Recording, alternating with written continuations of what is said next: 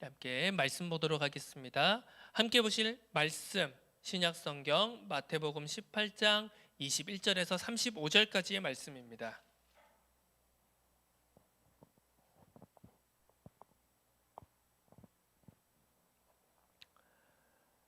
제가 가지고 있는 신약 성경 30페이지에 있습니다.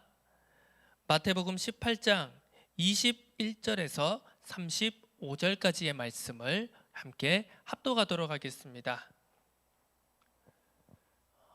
21절부터 함께 읽습니다. 그때 베드로가 나와 이르되 주여 형제가 내게 죄를 범하면 몇 번이나 용서하여 주리이까 7번까지 하오리이까 예수께서 이르시되 내게 이르노니 7번뿐 아니라 7번을 70번까지라도 할지니라.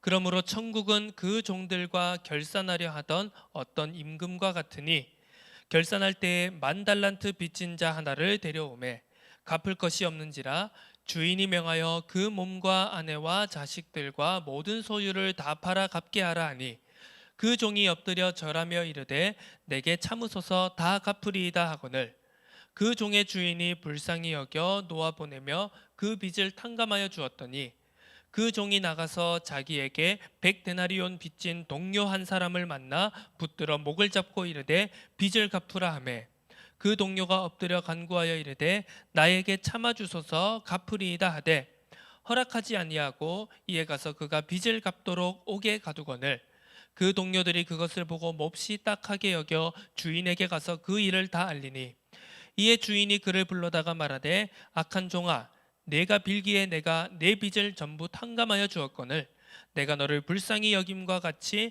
너도 내 동료를 불쌍히 여김이 마땅하지 아니하냐 하고 주인이 노하여 그 빚을 다 갚도록 그를 옥졸들에게 넘기니라.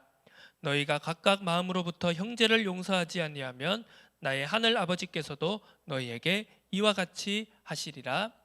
아멘. 본문 말씀 마태복음 18장 21절에서 35절의 말씀을 우리가 가지고 7번을 70번까지라도 라는 제목으로 함께 말씀 나누겠습니다.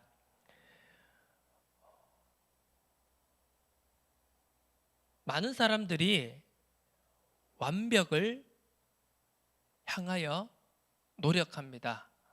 완벽하고자 하죠. 100%를 향해서 흔히 세상에서 말하는 완전 무결을 향해서 그것을 목표로 삼고 많은 사람들이 그리고 세상이 그 길을 향해서 달려갑니다. 하지만 안타깝게도 우리가 인간의 역사를 통해서 아니면 인간의 역사까지 갈 필요도 없겠죠. 나 자신의 발걸음만 지나온 발걸음만 살펴보더라도요. 100%라는 것은 전혀 이룰 수 없는 완전한 불가능임을 우리는 깨닫게 됩니다. 결론적으로 말하자면 인간은 100%를 절대 이룰 수 없습니다. 그렇다면 애초에 모든 노력은 무의미해지는 것인가 하는 질문을 우리가 던지지 않을 수가 없습니다. 제가 한 목사님의 그런 이제 짧은 설교를 듣다가요, 굉장히 제 마음속에 와닿는 그 문장이 하나가 있었습니다. 그것은 바로 신앙이 순도 싸움이 되어서는 안 된다라고 하는 문장이었습니다. 자, 우리가 순도라고 할 때 어떤 것이 떠오릅니까? 제일 먼저로는 우리가 이 24K 금괴를 떠오르게 됩니다. 우리가 이제 전 세계적으로 이 금괴라는 것을 만들어서 이렇게 유통하고 또 그것을 금괴를 보유하면서 이제 자신의 재산 가치를 보존하려고 많은 사람들이 이제 그 금괴를 보유하고는 하죠. 그 금괴를 가만히 보시면은요, 여러 가지 이제 금괴에 여러 가지 이제 그 내용들이 이렇게 찍혀 있는 것을 볼 수 있는데 거기 보면 99.9999 이런 이제 숫자가 표시가 됩니다. 그것이 바로 그 순금의 순도를 나타내는 수치죠. 99.9999라는 말은 어떤 뜻입니까? 뭐 제가 9999인지 9군지 99군지 9군지 그 잘 지금 기억은 안 납니다만 어쨌든 99.99 이렇게 소수점으로 이어지는 이런 숫자들이 그 순금, 우리가 흔히 말하는 순금이다, 정금이다라고 말하지만 사실 그 순금은 아주 우리의 눈으로, 인간의 육안으로는 절대 확인할 수 없는 미세한 불순물이 섞여 있다는 겁니다. 그래서 아무리 순금이다라고 말하지만 그 순금은 절대 100%가 아니라는 말이죠. 이것과 마찬가지로 우리의 삶도, 우리 인간의 삶과 우리 인간이 행하는 모든 노력, 열심도 결국은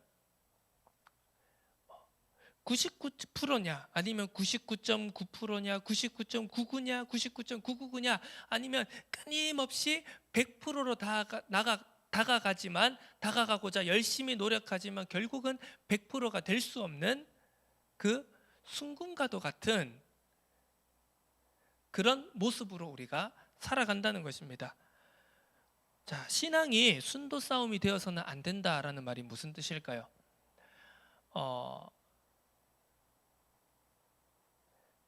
역사적인 설교자이자 전도자였던 존 웨슬리는 완전 성화라는 개념을 주장했습니다. 그것이 어떻게 보면 지금 이 감리교와 그 신학의 이제 베이스를 이루는 중요한 핵심 중에 하나라고 볼 수 있죠. 완전 성화란 무엇입니까? 결국은 우리가 하나님 앞으로 온전히 나아가고자 힘쓰고 애쓰고 노력할 때 100%는 아니지만 우리가 더욱더 하나님의 완전에 다가갈 수 있다. 그 성화를 이룰 수 있다라고 말하는 핵심적인 교리입니다. 물론 그 의미와 취지에는 저도 전적으로 동감합니다. 하지만 중요한 것은 무엇이냐? 제가 이 완전 성화라는 것을 떠올렸을 때 저는 개인적으로요, 굉장히 큰 부담으로 다가오더라고요. 왜?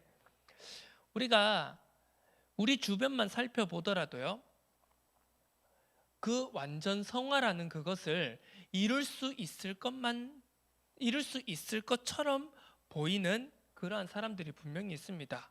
굉장히 의지가 강하고 굉장히 내가 하려고 마음 먹은 대로 그것을 거의 대부분 100%에 가깝게 실천해 가고, 그래서 그 목표들을 굉장히 완벽에 가깝게 이루어가는 사람들이 분명히 있습니다. 그런데요, 저는요, 제 개인적으로 저는요, 굉장히 저 스스로를요, 의지 박약이다라고 저를 평가할 정도로 저는 굉장히 어떤 목표를 정하거나 그 목표를 이루고자 결심을 했는데 그 결심에 비해서 결과물이나 여러 가지 성과들은요, 굉장히 보잘것없는 그런 많은 경험들을 제가 이때까지 살아왔던 일평생 그런 대부분의 그런 경험들을 했습니다.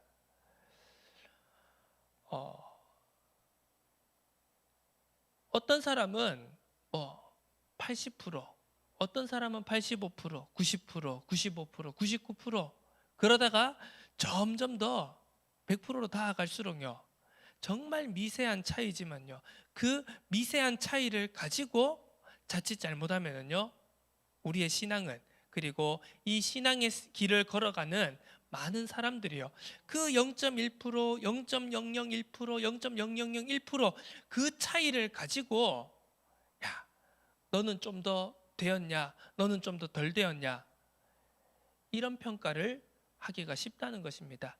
그저 단순하게 평가만 하면 모르겠는데요, 그것이 어떻게 보면 얼마나 더 신앙생활을 잘하냐, 얼마나 더 신실하냐, 얼마나 더 믿음이 깊고 얼마나 더 하나님을 잘 섬기느냐는 식의 판단과 평가와 정죄가 되어버리기 시작하는 순간 어떻게 보면 이 순도 싸움이라는 것은 100%로 다가가기 위해 애쓰고 노력하는 이 순도 싸움은요, 처음 시작은 하나님을 사랑하고 하나님께 더 가까이 다가가고자 하는 순수하고 경건한 마음에서 시작될지 모르겠지만 우리 불완전한 인간의 한계는요, 결국은 그 순도 싸움이 정죄와 판단과 그리고 비난의 조건이 될 수밖에 없음을 우리 각자의 삶을 통해서, 그리고 인간의 역사를 통해서, 우리 신앙의 역사를 통해서 무수하게 확인할 수 있는 것입니다. 오늘 본문 말씀의 핵심 내용은 우리가 다 알고 있듯이 용서에 관한 내용입니다. 용서라고 하면 어떻게 보면 굉장히 우리 기독교 신앙의 핵심 가치 중에 하나라고 볼 수 있습니다. 용서해야 된다. 예수님은 무엇이라고 말씀하셨습니까? 상대가 네 오른뺨을 때렸냐? 고개를 돌려 왼뺨도 대라. 겉옷을 달라고 하면 속옷까지 내어줘라. 오리를 가자고 하면 심리까지 가주라. 그러면서 오늘 이 어떻게 보면 용서란, 이 성경 안에서 이 어떻게 보면 용서라고 우리가 이 주제를 생각을 했을 때 가장 핵심적으로 떠오를 수밖에 없는, 가장 먼저 떠오를 수밖에 없는 이 본문의 구절. 자, 이 용서라는 내용을 가지고 오늘 우리들의 신앙을, 그리고 우리들의 발걸음을 점검해 볼 필요가 있다는 것입니다. 서론적으로 한번 질문을 던져보겠습니다. 여러분은 용서를 무엇이라고 생각하십니까? 어떻게 해야지 우리가 용서하는 것이라고 생각하십니까? 흔히 많은 사람들이 이렇게 생각합니다. 용서란 무조건 죄를 덮어주는 것이다. 죄를 눈 감아주는 것이다. 이렇게 생각하는 경우가 꽤 많습니다. 그래서 우리가 신앙생활을 하고 공동체 생활, 교회 생활을 하다 보면 이런 이야기들을 자주 들을 수가 있고 또 나 자신이 그런 이야기를 한 것을 우리가 떠올릴 수 있을 겁니다. 야, 용서해야지. 우리가 사랑해야지. 그렇게 비난하고 비판하고 정죄하면 되겠냐? 그럼 우리가 하나가 되지 않는다. 네, 물론 맞는 말입니다. 그래서 우리는 용서해야 되는 것이 맞습니다. 그런데 그 용서를 어떻게 해야 되느냐? 과연 하나님의 말씀이 우리에게 뜻하는 그 용서하라는 진짜 의미가 무엇인지를 우리가 좀 더 깊이 생각해 볼 필요가 있다는 것입니다.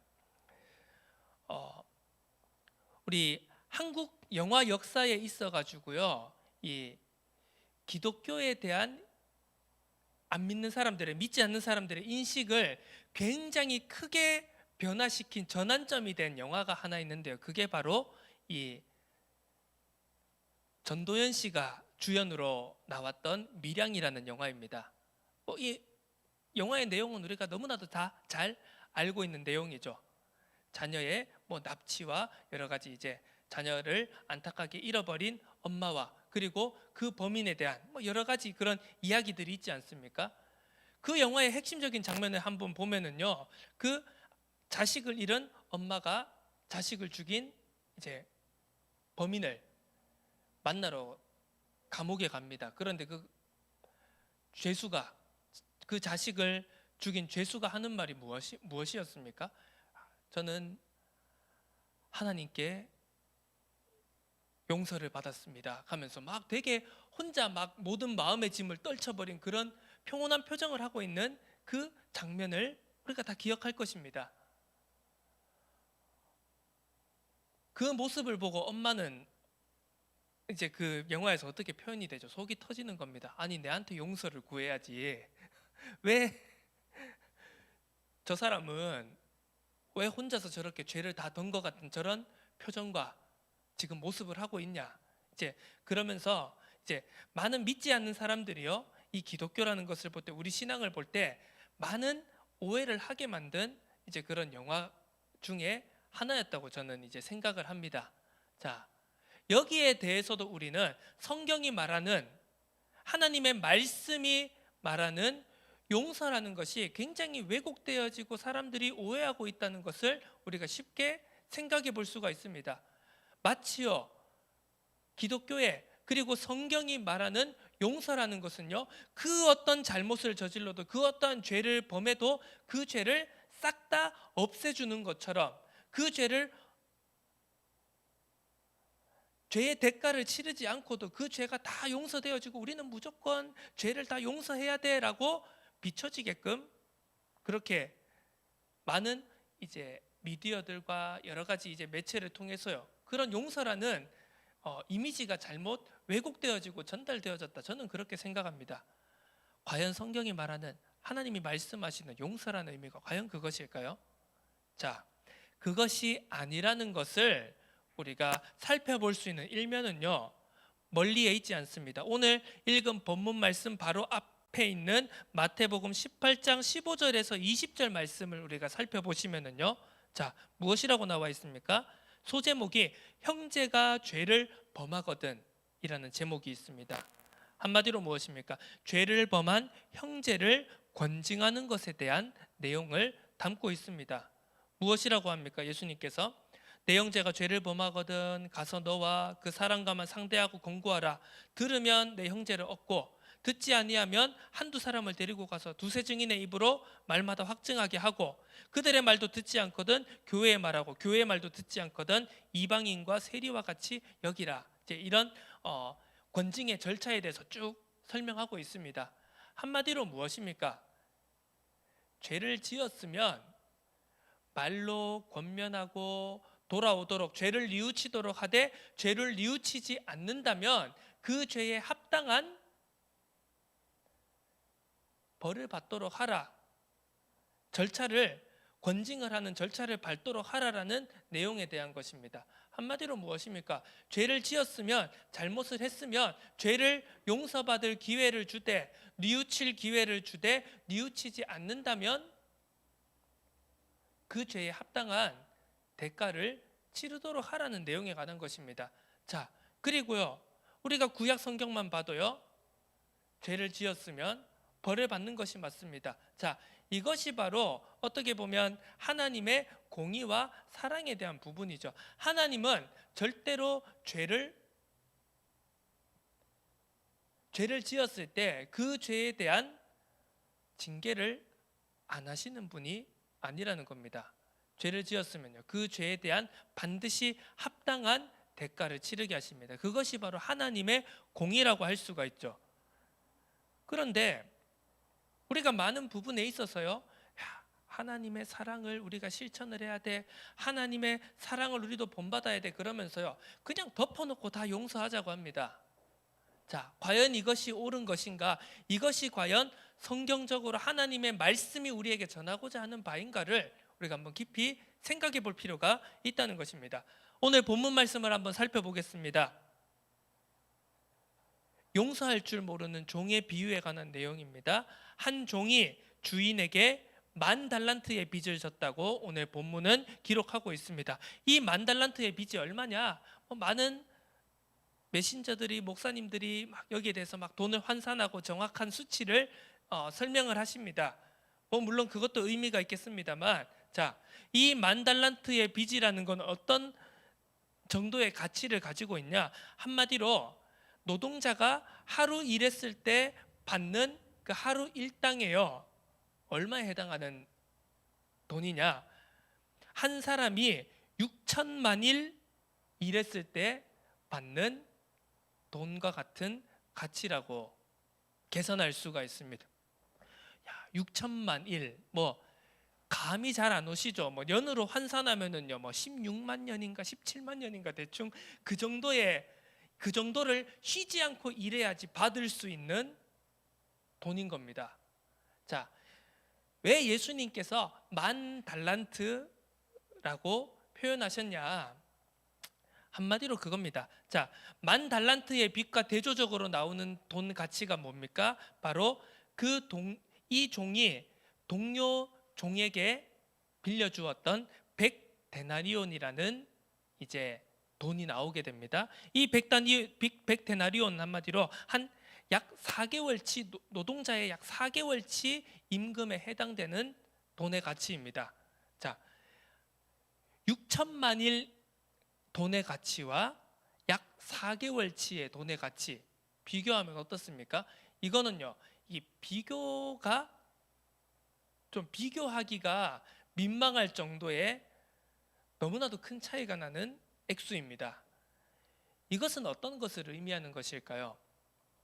10,000달란트의 빚이란요, 사람이 노력으로는 절대 다 갚을 수 없는 것에 대한 것을 표현하기 위한 예수님의 비유였던 것입니다. 흔히 우리가 지금 여러 가지 얘기를 할 때 억만장자, 조만장자 이런 이야기를 하지 않습니까? 우리가 실제로 1조라는, 10조라는, 100조라는 커다란 돈을 실제로 보고 만져본 사람은 정말 드물 겁니다. 하지만 우리는요, 뭔가 가치를 표현할 때 조라는 단위를 10조, 100조, 1000조라는 단위를, 그래서 흔히 우리가 미국을 이제 표현할 때 젊은 사람들이 쓰는 표현 중에 천조국이다 이렇게 표현하는 경우도 있는데요.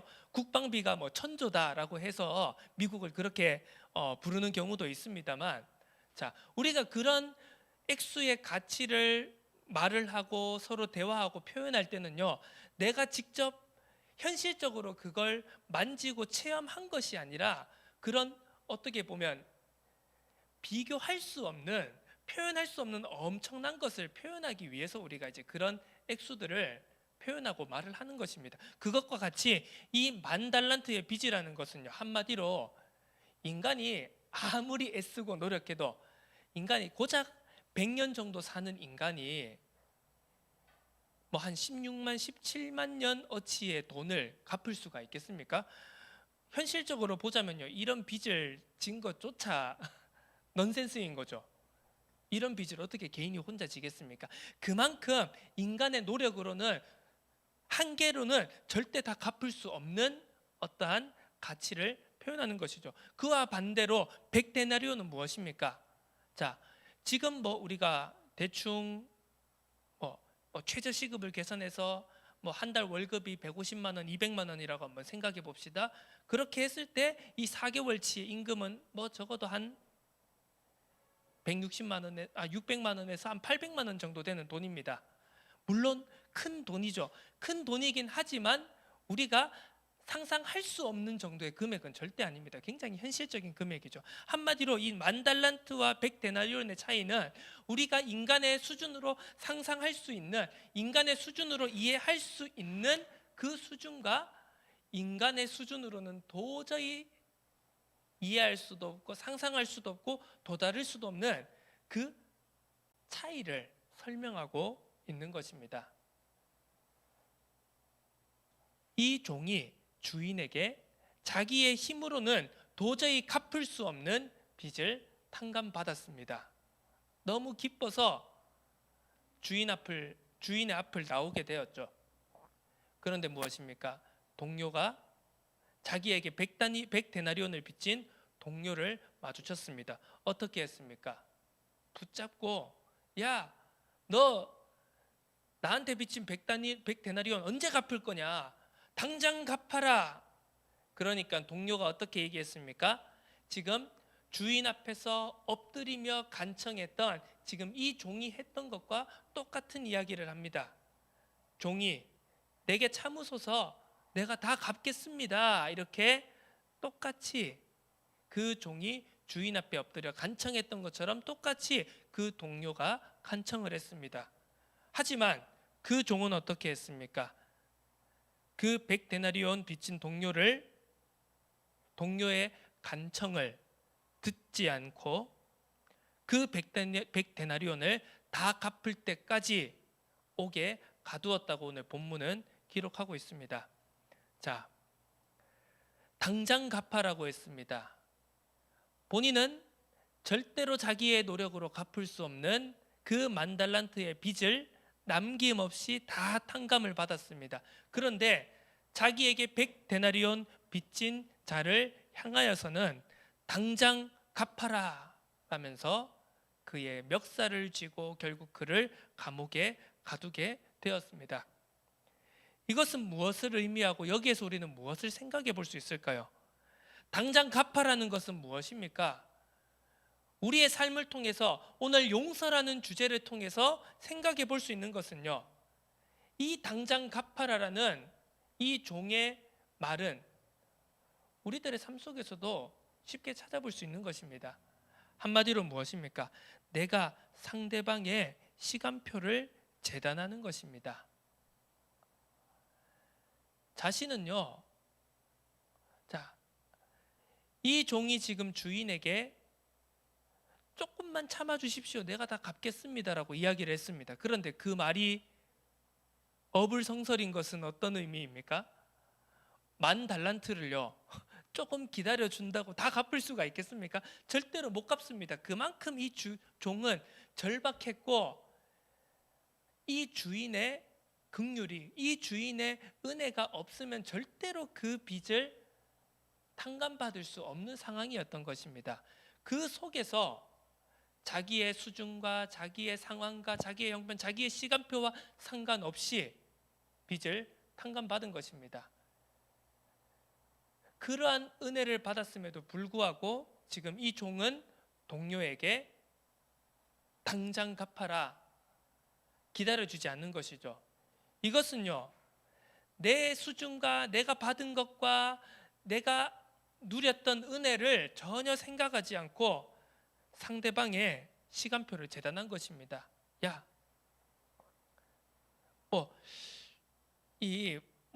원어적으로 살펴보면은요, 이 동료를 감옥에 가두었다는 것은요, 잠시 가두어 놨다가, 예를 들어 그런 거 있지 않습니까? 경찰서 유치장에 하루 정도 가둬놨다가 다시 풀어주고, 야, 봤지?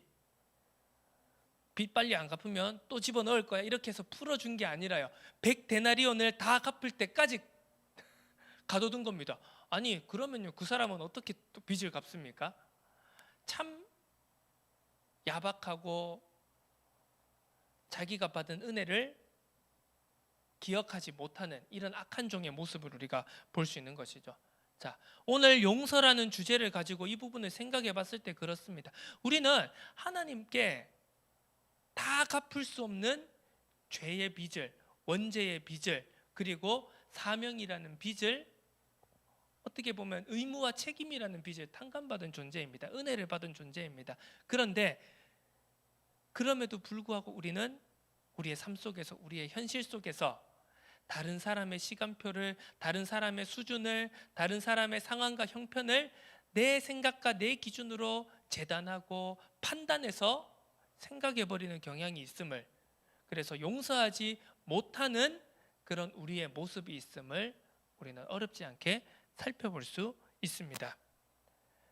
참, 이 용서라는 것 쉽지 않은 것이죠. 성경은 용서하라, 7번을 70번씩 용서하라. 왜 이 말이 나왔습니까? 지금 베드로가 예수님께 말을 했죠. 그러면 예수님, 오늘 이 앞서 15절에서 20절의 말씀, 이걸 얘기하면서요, 이걸 근거로 바탕으로 해서 베드로가 예수님께 질문한 겁니다. 그러면 얼마나 용서해 줘야 됩니까? 7번 정도 용서해 주면 되지 않습니까? 자, 이 7번이라는 것은요, 어디서 나왔냐? 이 당시에 유대교의 랍비들의 일반적인 가르침은 뭐였냐? 내 형제의 잘못을 용서해 주되 한 3번 정도는 용서해 주라. 이것이 바로 그 당시 랍비들의 대체적인 가르침이었습니다. 왜? 1번, 2번, 우리도 3번이라는 표현도 있고, 삼진아웃제도 이런 거 있지 않습니까? 3번 잘못하면 1번 정도는 용서해줘, 2번도 봐줘. 근데 3번부터는 실수가 아니야. 그래서 이제 처벌하거나 죄를 묻는 그런 시스템들이 우리 주위에도 있지 않습니까? 이 당시에 랍비들도 그런 기준을 가지고 가르쳤던 것 같습니다. 그래서 내 형제를 용서해주되 3번까지는 용서해주라, 3번이 지나면 용서해주지 마라, 이렇게 랍비들이 가르쳤던 것이죠. 그래서 어떻게 보면 베드로가 이 7번 정도 형제를 용서해주면 어떻겠습니까? 라고 하는 것은요, 그 당시의 기준으로 봤을 때 어떻게 보면 굉장히 높은 기준을 제시한 겁니다. 예수님, 이 정도면 그래도 우리가 랍비보다는, 바리새인들보다, 서기관들보다는 괜찮은 수준 아니겠습니까? 그런데 예수님 뭐라고 하셨죠? 7번을 70번씩이라도 용서하라. 자, 이것은요 7 곱하기 70에서 490번 용서하라는 의미가 아니라요, 자, 성경에서 7은 어떠한 의미입니까? 완전한 수를 의미합니다. 그래서 완전한 용서를 하라라는 의미로 우리가 이해하면 되겠죠. 참, 이 말씀을 들을 때마다요, 가슴이 먹먹해지는 분들이 많을 겁니다. 왜? 우리가 아무리 신앙생활을 하지만, 우리가 아무리 예수를 사랑하고, 우리가 이 신앙의 길을 걸어간다고 하지만요, 현실적으로 각자의 주변에 보면요, 용서하기 힘든 사람이 적지 않습니다. 아니, 용서하기 싫은 사람이 존재하는 것도 엄연한 현실입니다. 내가 아무리 은혜를 받고 내가 신앙생활을 아무리 경건하고 하나님 잘 믿는 크리스천의 삶을 살아간다고 하더라도 저 사람만큼은 도저히 용서 못하겠다라고 하는 사람이 있을 겁니다. 그러한 상황에 있는데 이 말씀을 접하게 되면 어떻습니까? 굉장히 가슴이 먹먹합니다. 하나님 말씀 다 지켜야 되는데 다 괜찮은데 항상 여기서 오면은 탁 걸려버리는 그런 경험을 아마 적지 않은 분들이 하셨을 겁니다. 머리로는 알지만요, 가슴이 식히지 않는 그런 신앙생활의 모순을, 그런 갈등을 우리는 많이 겪게 됩니다. 이성과 감성의 불일치인 것이죠. 하나님의 말씀은 맞는데, 하나님의 말씀은 그렇게 하라고 하는데, 그게 답이라고 하는데 나는 그 답을 따르기 싫습니다. 과연 이 불일치를 우리는 어떻게 조화시킬 수 있겠습니까? 자, 오늘 이 용서의 참된 의미를 한번 생각해 보겠습니다. 오늘 이 10,000달란트와 100데나리온이라는 이 빚의 이 내용을 통해서 용서의 참된 의미를 한번 생각해 보겠습니다. 저는 지난 한 주간 이 말씀을 깊이 묵상하고 계속 생각하면서요, 또 이 10,000달란트 이 빚을 탕감받았다, 내게 진 빚을 용서해 주지 않았다라는 이 내용을 가지고 이 용서라는 의미를 생각해 봤을 때 저는 용서의 의미를 이렇게 정리해 봤습니다. 자, 너도 언젠간 탕감받을 수 있을 거야. 이것이 바로 용서의 참된 의미라고 생각합니다. 조금 더 자세히 풀어서 설명하자면 너도 언젠가는 하나님의 때를 의미하는 겁니다. 이 10,000달란트 빚진 종이요, 자신의 수준과 형편과 상황과 도저히 갚을 수 없는 그 10,000달란트의 빚을 자기가 생각지도 못했던 시점에서 탕감받았던 것처럼 내가 도저히 용서할 수 없는 그 사람도 언젠가는 바로 하나님의 때에, 우리가 재단할 수 없고 우리가 판단할 수 없고 우리의 수준으로는 이해할 수 없는 하나님의 시간표에 탕감받을 수 있다는 겁니다. 탕감받을 수 있다는 건 어떤 의미입니까? 하나님의 은혜가 임할 수 있다는 것입니다. 자, 내가 용서하고 안 하고와 상관없이 하나님의 은혜가 그 사람에게 임하여서 그 사람이 변화될 수 있다. 그 사람이 새 사람이 될 수 있다. 그 사람이 하나님의 은혜 안에서 하나님의 자녀가 될 수 있다. 그것을 인정하는 것이, 그 내 마음속으로부터 인정하는 것이 바로 용서의 참된 의미라는 겁니다. 이 말이 이해가 되어지십니까? 이 말이 이해가 되어지고 받아들여지는 은혜가 있기를 주님의 이름으로 축원합니다. 여기에서부터 우리가 아는 형식적인 눈에 보이는 용서라는 것이 시작되는 겁니다. 자, 이 마음의 인정 없이요, 겉으로 용서한다라고 하는 사람들도 있습니다. 신앙인들, 그리스도인들도 분명히 있습니다. 왜? 성경이 하라고 하니까 마음으로 내키지 않지만 마지 못해서 내가 하나님의 사랑을 실천해야지, 그러면서 나는 너를 용서해 라고 하는 경우가 많죠. 그런데요, 그 마음이 어떨까요? 내가 저 사람이 하나님의 시간표에, 하나님의 때에 저 사람도 정말 진정으로 참되게 변화될 수 있을 거야, 은혜를 받을 수 있을 거야 라는 그 마음의 인정이 없이 형식적인 용서만 하면 어떻게 되는 줄 아십니까? 점점요, 마음으로부터, 내 속으로부터 썩어 들어져가는 경험을 하게 될 것입니다. 왜? 나는 아직 마음으로 진정한 용서가 안 됐는데요, 진정한 응어리가 해결이 안 됐는데 겉으로만, 형식적으로만 용서합니다. 그럼 어떻게 될까요? 겉으로는 하하하 용서했어 웃는데요, 그 뒤로 가게 되면요, 마음으로 가게 되면은요, 항상 갈등하고 번민하고 나는 아직 용서가 안 됐는데 좀 그런 경우 있지 않습니까? 이게 용서하겠다라고는 하지만요, 꼭 저 사람은 용서 안 받았으면 좋겠다, 저 사람은 변화 안 되어졌으면 좋겠다, 저 사람은 하나님의 자녀 안 되고 구원 안 받았으면 좋겠다라고 생각되는 사람이 있으십니까?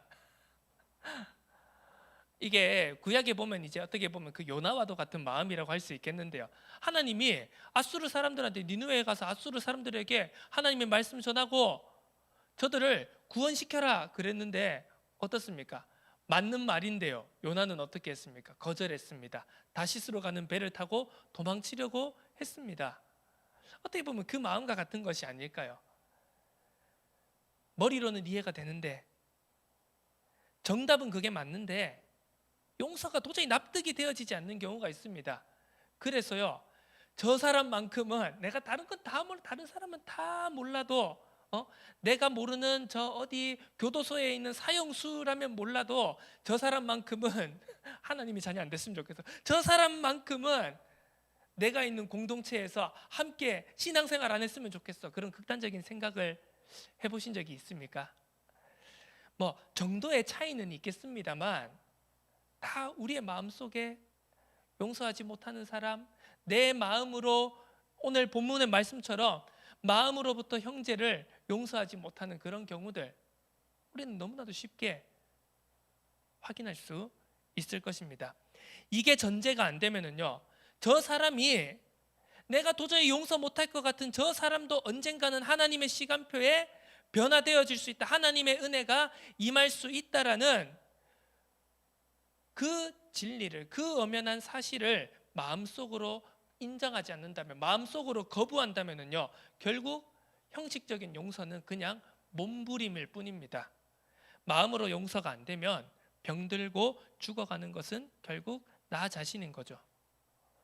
아니, 저 사람은 하나님의 시간표에 은혜 받고 변화됐는데요, 나 혼자 계속 마음으로 용서가 안 되면은요, 병드는 건 누구입니까? 저 사람입니까? 아니요, 나 자신입니다.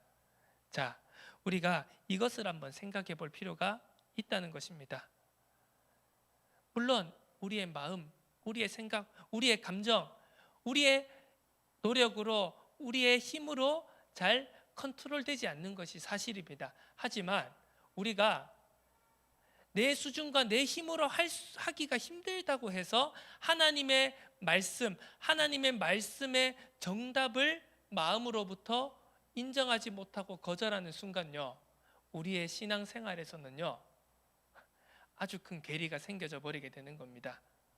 그 불일치 속에서 어떻게 보면 영적인 병은, 마음의 병은, 해결하지 못하는 옛 틀의 그 각인뿌리 체질은요, 우리 속에서 조용하게 뿌리 내려지고 열매를 맺게 되는 것입니다. 근데 그 열매가 좋은 열매가 아닌 것은 우리가 다 너무나 잘 알고 있습니다. 말씀을 정리하겠습니다. 100% 용서할 수 없다고 우리가 용서를 포기해서는 안 됩니다. 말씀에 순종하려고 힘쓰고 애쓰되 그래도 되지 않는 우리의 연약함을, 우리의 부족함을 하나님께서, 주님께서 긍휼히 여기시도록 우리는 기도하는 수밖에 없는 것입니다. 항상 말씀은 정답을 이야기하고 있습니다. 그런데 우리의 현실은 그게 잘 되지 않습니다. 그러면 우리는 어떡하나요? 그 말씀을 포기해야 되나요? 그 말씀을 순종하고 따라가려고 애쓰는 것을 포기해야 되나요? 성경은 그게 아니라는 것을 우리에게 분명히 말씀하고 있습니다. 내가 애쓰고 노력해서 채울 수가 있지만 99%, 99.9%, 99.99%, 99.9999% 정말 100%에 다가가도록 그 0.1%, 0.00001%를 채워가려고 노력하지만 인간의 힘으로는 절대로 그 작은 부분을 채울 수가 없다고 성경은 분명히 말하고 있습니다. 그럼 어떻게 할 거예요? 100%가 안 되니까 우리 포기해야 될까요? 야, 우리 인생 끝났어. 요즘 젊은이들 표현대로 야, 이번 생은 틀렸어. 그러고 포기해야 될까요? 그게 아니라는 겁니다.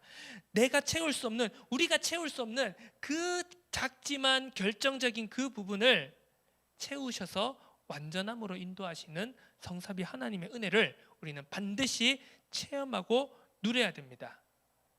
이것이 이것이 전달되어지고 이것이 누려지고 나타나는 것이 바로 전도요, 선교요, 우리가 말하는 참된 성화의 길이라는 것을 이번 한 주간 이 본문 말씀을 묵상하시면서 또 기도하시면서 깊이 생각해 보시기를 주님의 이름으로 축원합니다.